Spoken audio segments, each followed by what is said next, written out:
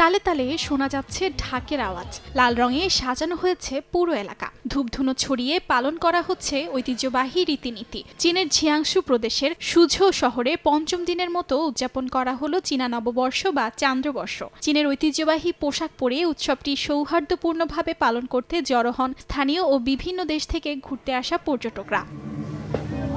চীনা নববর্ষের পঞ্চম দিনটিতে চীনারা ধন সম্পদের দেবতাকে আমন্ত্রণ জানায়। পৌরাণিক তথ্য মতে বহু বছর আগে সেন ঝৌঝুয়াং শহরে বসবাসকারী ওয়ানশান নামের এক ব্যক্তিকে চীনের সবচেয়ে ধনী ব্যক্তি হিসেবে মানা হতো, যাকে স্থানীয়রা ধন সম্পদের দেবতা মানত। এরপর থেকে চীনা নববর্ষে এ দিনটি পালিত হয়। আশীর্বাদ ও সৌভাগ্যের চাবিকাঠি পাওয়ার আশায় রীতি মেনে আমন্ত্রণ জানানো হয় তাকে। আমি শৈশবকালে প্রথমবারের মতো ইয়ানসানের সম্পর্কে জানি। আমি গত 6 থেকে 7 বছর যাবৎ সেন ইয়ানসানের ভূমিকা পালন করছি। আমি এখানে প্রতি বছর বসন্ত উৎসবের পঞ্চম দিনে আসি।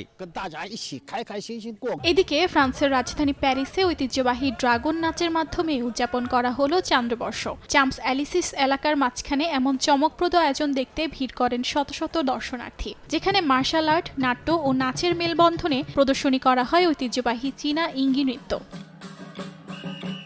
অর্চিতা শেহজিন, সময় সংবাদ।